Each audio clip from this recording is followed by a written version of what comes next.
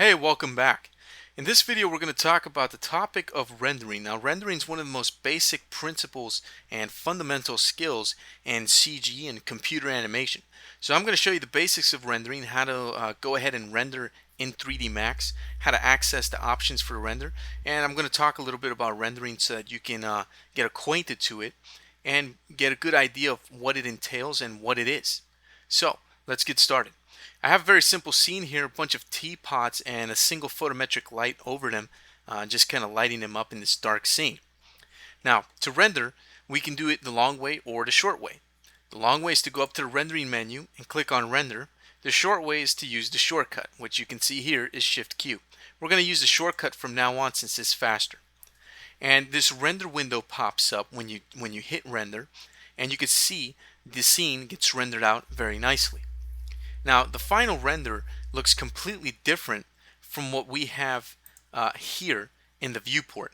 That's because the viewport's being driven by the actual video card, the hardware on the workstation.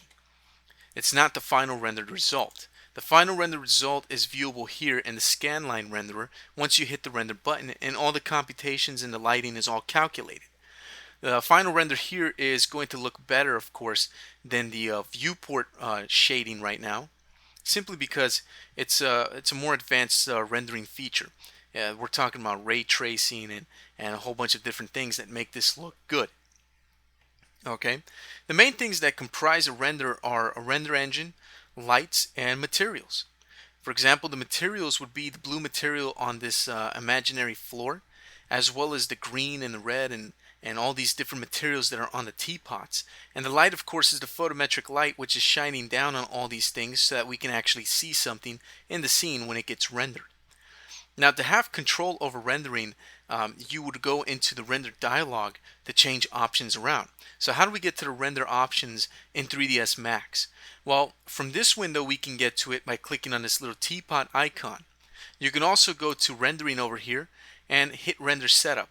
The shortcut is F10. So let's open up the render setup. In the common parameters, we can go ahead and change several things. For example, if you're doing an animation that's a couple of thousand frames long, you can set that here and tell it to do either a single frame or a range of frames from 0 to 1000 or whatever it is that you're doing. We can also set which area to render. By default, it's set to view, so anything that's in the view of the camera, or the perspective view in this case, is going to be rendered. We can also change the size of the render. Right now it's set to 640 by 480 pixels. We can set it to these presets right here, which you can see 320 by 240 or 720 by so on and so forth. We can also set up a custom size. Or we can go over here to output size and select one of these presets like 35mm cameras. We have presets for all kinds of different things, including NTSC video, PAL video, HDTV, so on and so forth. I'm going to leave it at 640 by 480.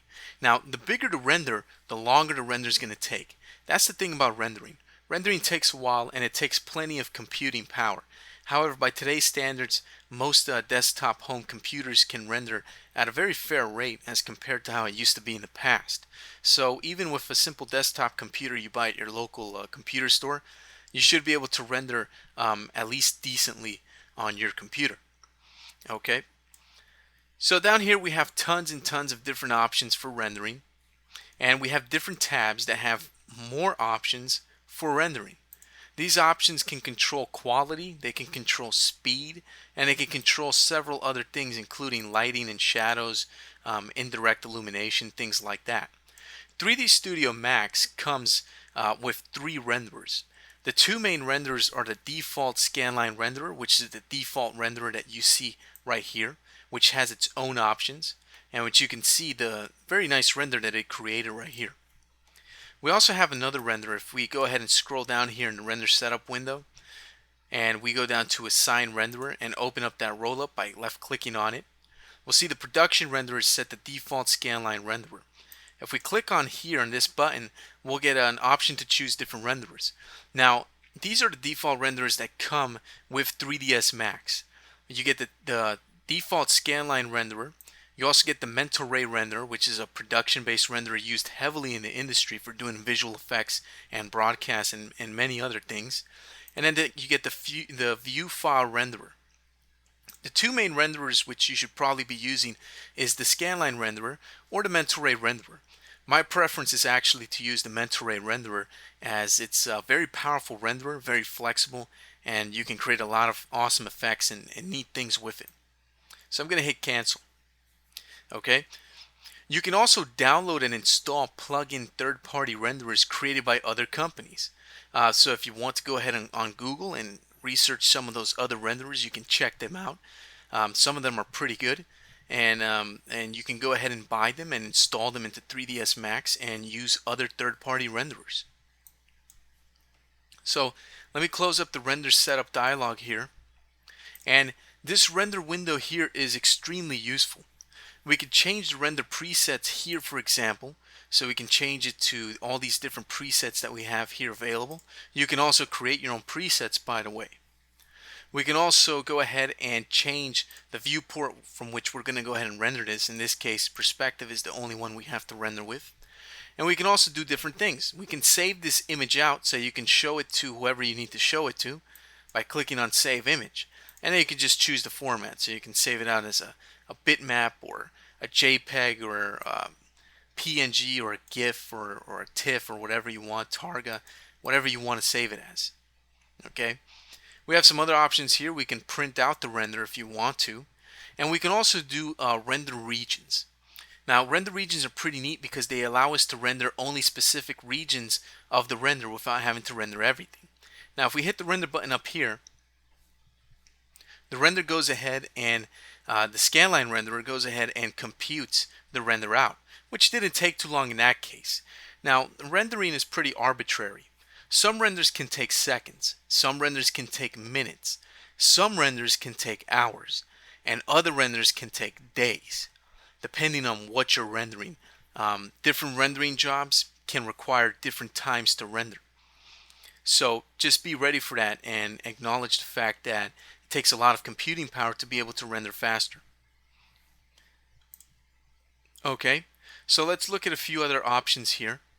Let's go over here to the area to render options, and right now by default it's set to view. So anything that's in the view is going to go ahead and render. If you want, however, you can select the region option here, and now you can render only a region. So you'll have this little region tool that pops up, and you can click and drag in the middle here, and you can place it anywhere you want. If you click these little handles on the sides, you can go ahead and change the size of the render region to whatever you want. So you can make it into a rectangle or a square. If you click this little X icon here, it'll close the region out. But in this case, I don't want to do that. So I'll activate the region tool again by clicking on this hand icon, and then I can move this around wherever I want. So let's say if I want to see what this teapot looks like if I change its material, for example, I can go ahead and place this right on top of the teapot, and then I can simply hit render, and it's going to go ahead and render just that area. So let's close that, and let's close the render window here. If you close the render window and you want to bring it back out again, just go over here to rendering menu and select rendered frame window, and it'll bring back the rendered frame window for you. So don't be afraid if you lose it, you can always get it back. So let me close that. I'm going to end this video here over rendering, and in the next video we're going to continue to get further into 3ds Max and see how all this stuff starts to tie in together.